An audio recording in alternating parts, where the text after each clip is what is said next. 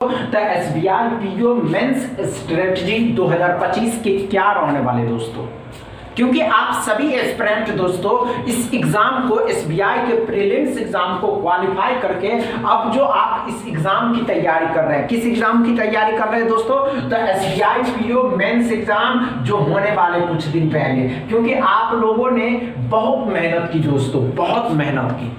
अच्छी बात है दोस्तों, क्योंकि 2025 में आप लोगों को तकदीर बदलनी है, क्योंकि एक गलती दोस्तों और आप इस एग्जाम से समझ रहे हैं ना दोस्तों। तो हम सभी बातें करेंगे, सभी चर्चाएं करेंगे। जब तक आप इस वीडियो को शेयर करिए, लाइक करिए, चैनल को सब्सक्राइब कर लीजिए और हमारे साथ बने रहिए। आज के इस क्लास में जो आप उपस्थित में दोस्तों ये बात जानने के लिए कि एसबीआई पीओ मेंस एग्जाम 2025 दोस्तों, क्योंकि सभी एस्पिरेंट अच्छे से तैयारी की और इसके प्रीलिम्स एग्जाम क्वालिफाई किया।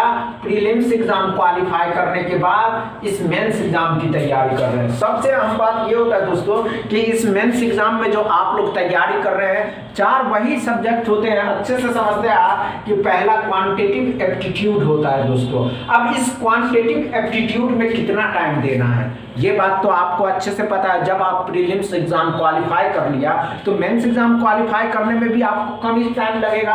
क्वांटिटेटिव एप्टीट्यूड अच्छे से समझिए कि अगर आप इसमें 2 आवर देते हैं दोस्तों, कितने आवर दे रहे हैं, 2 आवर, तो 2 आवर को ऐसे पढ़ना है कि जिस समय आप पढ़ने के लिए बैठते हैं कि नहीं इस वर्ष 2025 में हम इस एग्जाम को क्वालिफाई करना है दोस्तों, तो आप इस तरीके से पढ़ने के लिए बैठते हैं कि 2 घंटा आप क्वांटिटेटिव एप्टीट्यूड और कोई नहीं दोस्तों, बस पूरा उसी में उसके किरदार में घुस जाना है दोस्तों। आप जिस समय पढ़ने के लिए बैठते हैं तो उस क्वांट में के किरदार में घुस जाना कि कैसे क्या हो रहा है, समझ रहे हैं दोस्तों।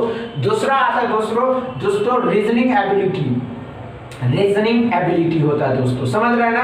अब इस रीजनिंग में दोस्तों, रीजनिंग में आप पे डिपेंड पड़ता है कि क्या आप इसमें किसको सॉल्व करने वाले, पजल सॉल्व करने वाले हैं या 1-2 नंबर को सॉल्व करना चाहते हैं। क्योंकि दोस्तों इस रीजनिंग में भी जितने भी क्वेश्चन पूछे जा रहे हैं आपको वहीं तक सॉल्व करना है जहां तक क्वालिफाई मार्क्स होगा दोस्तों। अगर आपको 20 आ रहा है तो 20 ही सॉल्व करिए, अगर दोस्तों 15 आ रहा है तो 15 ही सॉल्व करिए। इससे ना तो अधिक सॉल्व करना है ना ही कम सॉल्व करना है, समझ में आया दोस्तों। चलिए एक और लेते हैं, और दूसरा उसका है दोस्तों इंग्लिश। क्या आप इंग्लिश जब देते हैं, इंग्लिश जब जाइएगा देने के लिए दोस्तों, तो इंग्लिश में भी तो कुछ टाइमें देनी होंगी दोस्तों।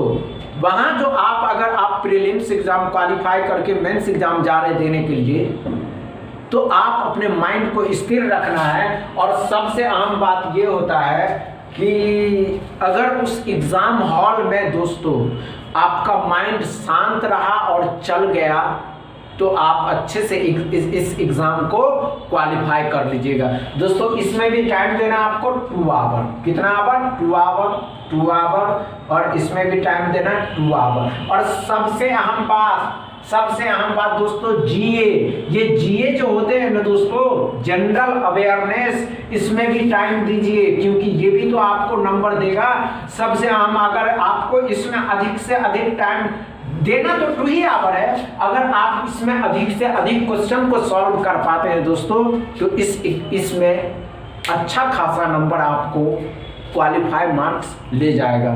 समझ में आया दोस्तों, इतनी बातें समझ में आई दोस्तों। समझ में आए तो वीडियो को दबा के शेयर करिएगा, लाइक करिएगा, चैनल को सब्सक्राइब कर लीजिएगा। थैंक यू दोस्तों।